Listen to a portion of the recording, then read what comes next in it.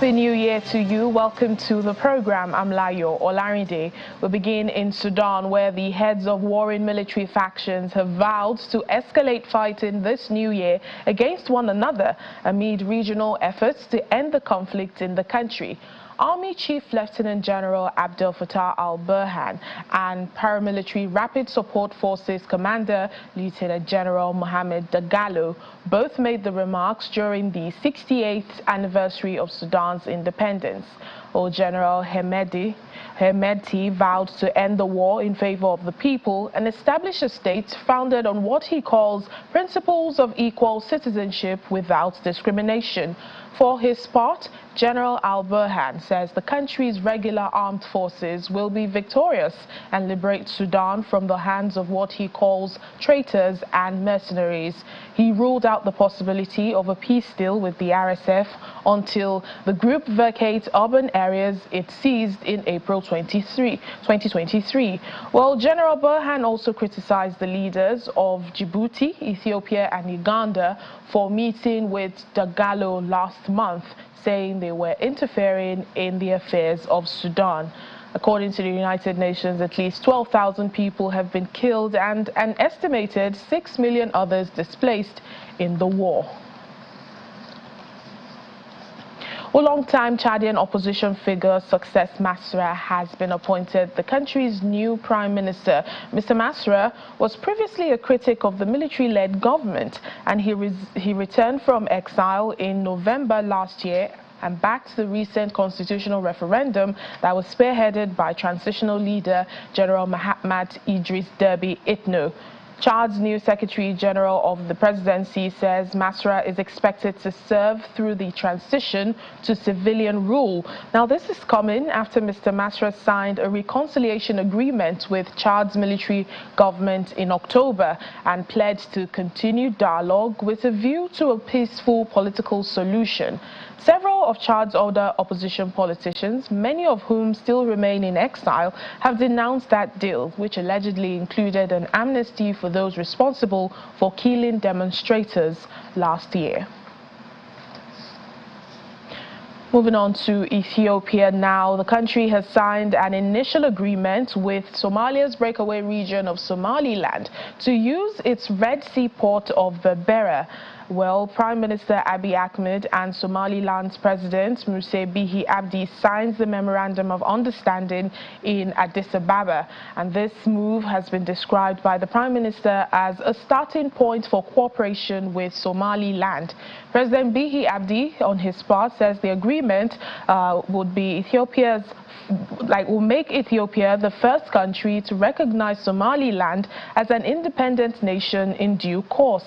The MOU paves the way to allowing Ethiopia to have commercial marine operations in the region by giving it access to a leased military base on the Red Sea, and Somaliland would also receive a stake in state-owned Ethiopian Airlines. Somaliland has not gained widespread international recognition despite declaring autonomy from Somalia in 1991, but Somalia says Somaliland is still part of its territory. Well, this is not going down well with Somalia. In response to the deal, Somalia has recalled its ambassador that's based in the Ethiopian capital, Addis Ababa. Somali President Hamza Abdi Bare made the announcement in an urgent press conference today, saying his government strongly rejects the MOU between Somaliland and Ethiopia. Somalia calls the agreement naked aggression and that it violates its sovereignty and territorial integrity.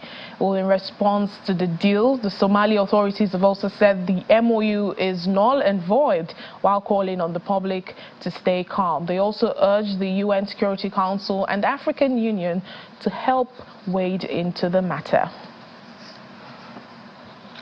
To the Democratic Republic of Congo now, the United States is calling for the peaceful and transparent resolution of any election disputes in the country after President Felix Tshisekedi was declared winner of the December election. According to a State Department spokesperson, the U.S. is following the process closely. Well, the Democratic Republic of Congo's Constitutional Court is now expected to confirm the provisional results on January 10. In the meantime, 9 opposition candidates have signed a declaration rejecting the results and calling for a rerun. Post-election tensions have been common and is on the rise in the country. Newly elected President Felix Tshisekedi has now promised to never betray his country in a speech he made on Sunday.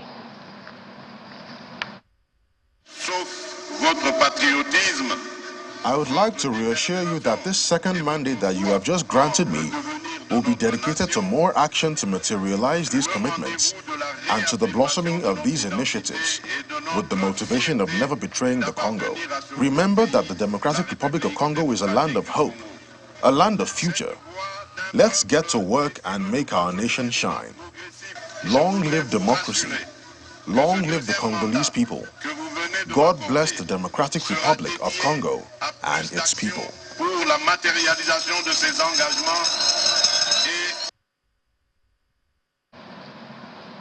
Well, joining us now is Rev Father Jean Goi, a resident in the Democratic Republic of Congo. Happy New Year to you, sir. Thank you for joining us on the program. Thank you, Lion. Happy New Year to you and to all the staff of channels. Well, let's begin with your thoughts on President Felix Tshisekedi's speech on Sunday. What's the mood in the country? Are citizens, including yourself, confident in all that he said? Lion, the percentage of the win of President Tshisekedi is 73.34%. Seems to be the actual mirror of the general mood of the people. I mean, as soon as the result was announced, in many parts of the country, including Kinshasa, we saw people jubilating, getting out.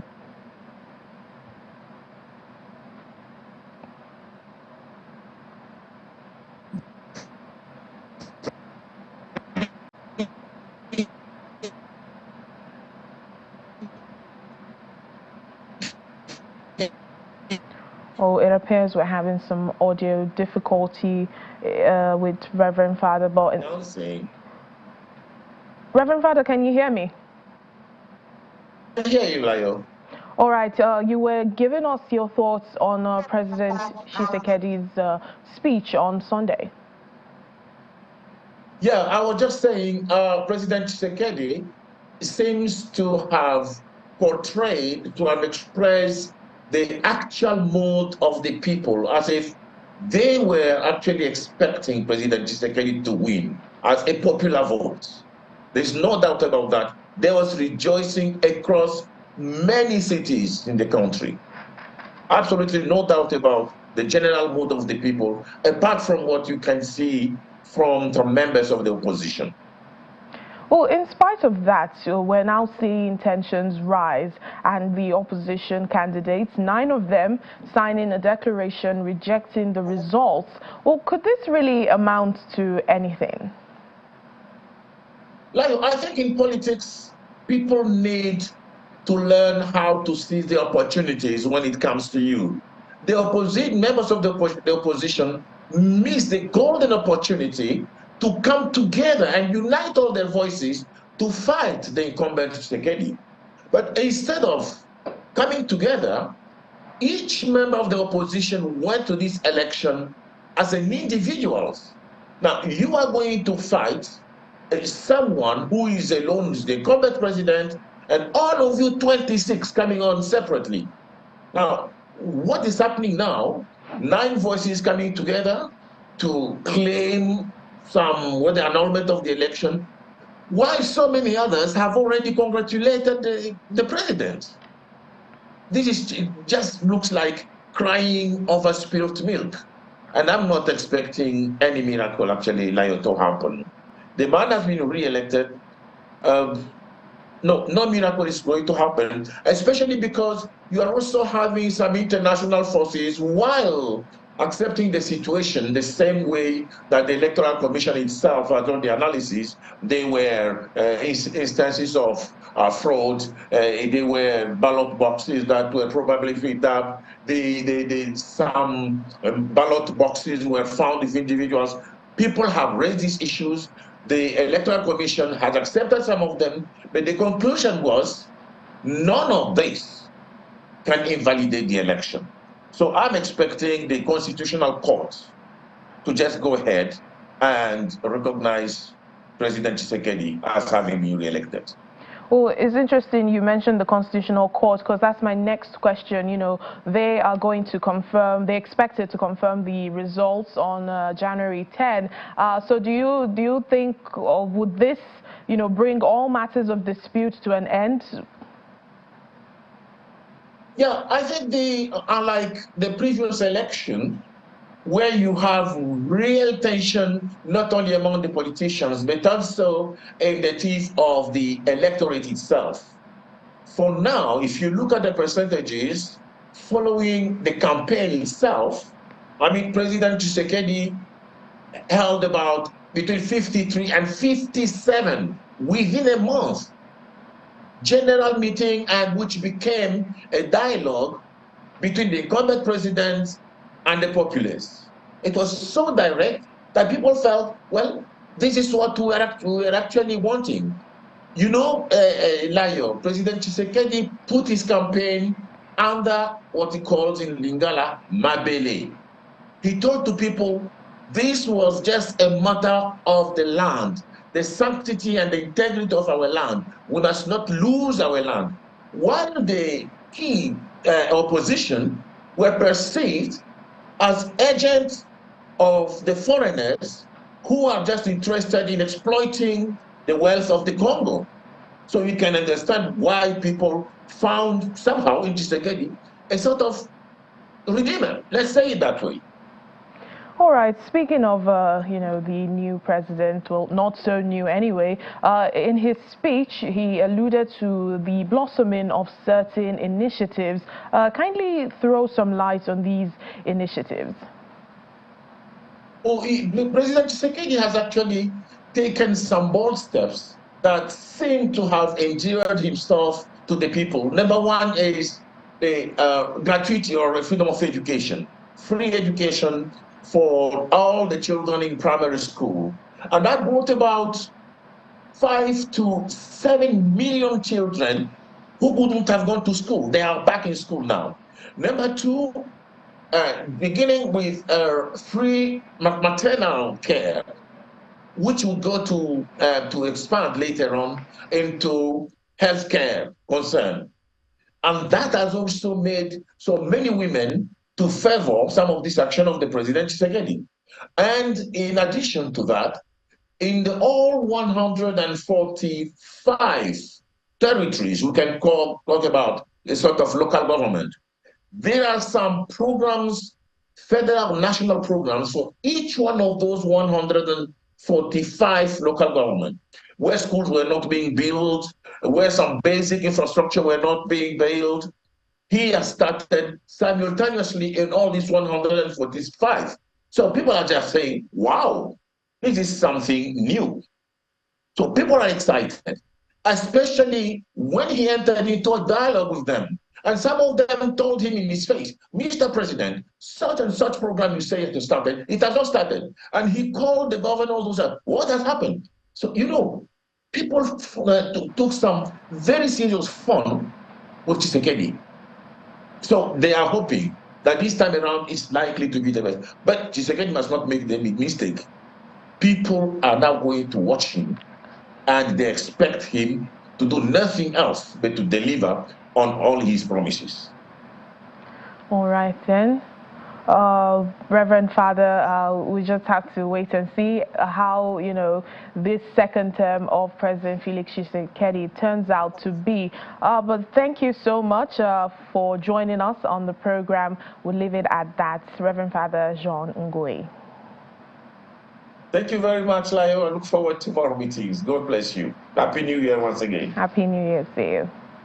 Police in Kenya have arrested 2 suspects believed to have been involved in the death of Ugandan athlete Benjamin Kiplagat.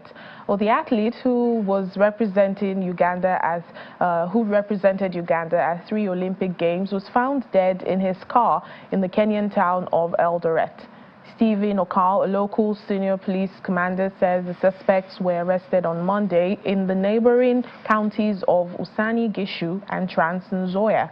CCTV footage obtained from the scene of the crime led to the arrests. The suspects are expected to make a brief appearance in court in order to hear the charges brought against them. The World Athletics said it was shocked and saddened by the news of Kiplagat's death. And Sierra Leonean authorities have freed 352 prisoners, including popular rapper Alhaji Amadou Ba, popularly known as Boss Laj, who was serving a 9-year sentence for robbery. The country's information ministry said the move follows a New Year's pardon on Monday by President Julius Maada Bio.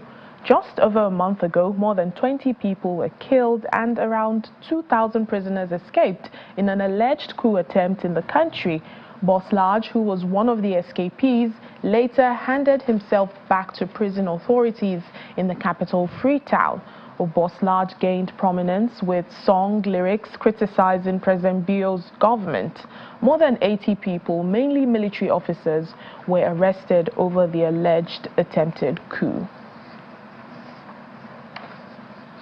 Well, authorities in Kenya are advising motorists to use alternative roads following complaints about increased toll charges on a major highway in the capital city of Nairobi. The government has hiked fees on the Nairobi Expressway, a 27-kilometer highway, by up to 39%. For the most expensive routes, toll charges have jumped from $2.29 to $3.18. The move has sparked anger in the country, with some citizens calling the hikes excessive and said the new prices have been imposed without public or parliamentary approval.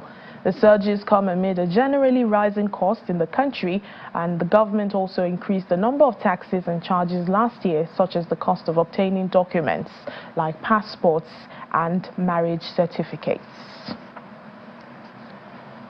Here in Nigeria, security is of great concerns to residents of Zamfara State as the new year begins, with the people calling on both federal and the state government to take necessary actions to curb the menace. They are concerned that a state like Zamfara, that's agrarian in nature, should be producing majority of the country's food items. However, banditry activities have prevented many farmers from accessing their farmlands. 24 students of the Federal University of Gusau, 10 construction workers and the staff of the university and his daughter were kidnapped on the 22nd of September 2023 in Sabongida, a community hosting the main campus of the university. At this time, some of their colleagues are in school writing their exam, while they are more than 100 days in their captivity. And we will call the government to please intervene into this issue. The first thing we need from the government is to intervene the student matter, because we perceive that our student facing numerous challenge, especially those that are in various institutions, our student facing hardship of the study. The national president of the Federated Association of Zamfara State Students, FAZAMS, Abubakar Galadima, says the leadership of the students' body is ready to collaborate with the government on policies that will enhance students' security. Well, as we all know, that Zamfara State government are really trying their best effort regarding to rebrainstorm the education system in Zamfara State. On the recent month, everybody knows that the executive governor of Zamfara State has declared the state of emergency pertaining to education sector. The Zamfara State's Commissioner for Education, Wadatao Madawaki, who was at the convention to monitor the election, commended the students for their maturity. According to him, the government is not relenting in their efforts to ensure the safe return of the abducted students and others. I'm very happy with how they are conducting themselves during their convention, their elections that's carrying out. As you can see, look at the situation, look at the condition. everybody is calm, everybody is settled, and people are going in quietly. You have gone inside, you have seen how ballot papers are being given out, you have seen the agents of the different groups, and you have seen people, casting their votes without any harassment, without anybody trying to influence negatively the decision of people. So this is what we call democracy, and I'm calling on them to please maintain this kind of posture. The students' body, which has just elected a new leadership in Gusau, the Zamfara state capital, is appealing to the government to double their efforts to end the insecurity in the state and across the country. Still in Nigeria, the Lagos state government has presented gift items to New Year babies in 4 selected general hospitals. The exercise was conducted by the wife of the state governor, Dr. Ibijoke Sanwo-Olu, who says the annual tradition is to emphasize the significance of newborns as a precious blessing. She also used the opportunity to charge parents to register under the state health insurance scheme and to reduce out-of-pocket expenses. Badagry General Hospital is the first health facility visited to capture the New Year babies. The first baby of 2024 from this dedicated maternal and child center in Badagry comes from Mr. and Mrs. Echo Harry, who have waited on the Lord for 5 years before having their bundle of joy at 12:04 a.m., weighing 3.6 kg. It's a boy, and the couple is grateful to God for the unexpected New Year gift. Though I was expecting the baby this January, but I didn't know it's going to be a New Year gift. So I'm very excited. I'm very grateful to God. This baby is a miracle. We've waited for 5 years. I think God has given us something to wipe away our tears. For 5 years, it says, I will give you double for your shame. The second baby is a girl who arrived at 1:14 a.m. and the mother can barely hide her feelings. She's my first baby, my first darling, the one who made me a mother. The Lagos state government has made it a tradition to support couples with the first babies of the year. Wife of the Lagos state governor, Dr. Ibijoke Sanwo-Olu, and wife of the deputy governor, Oluremi Hamzat, are here to hand over the gift items to the lucky families.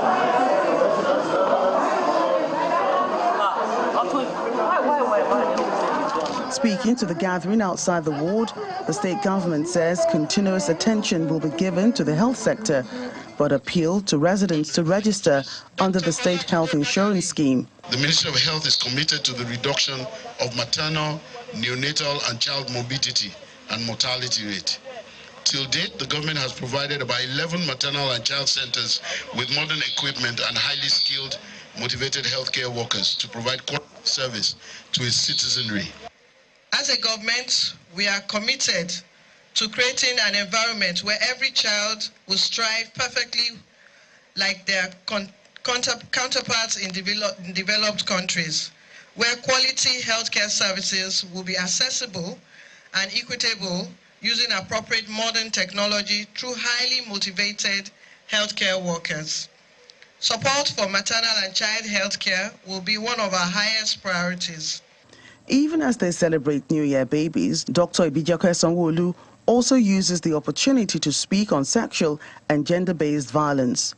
Let's spread the word out there to the people in the community to enroll in the Lagos State Health Insurance Scheme. Also, we use this opportunity to please be watchers for sexual and gender-based violence out there. We have gone to the schools, we have preached about sexual and gender-based violence.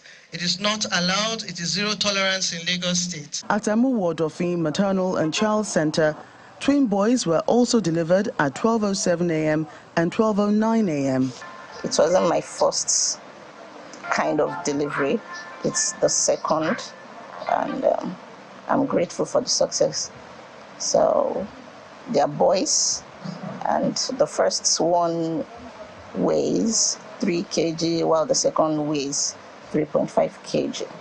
Babies delivered on January 1st, 2021, 2022, and 2023 were present at the event to ensure they are all well taken care of. General Hospital in Ajerobi delivered a baby boy at 12:01 a.m. to the Balogun family. while General Hospital Apapa also recorded another baby boy at 12:38 a.m. The Lagos State government has assured parents of the New Year babies that they will keep in touch with the children to track their well-being.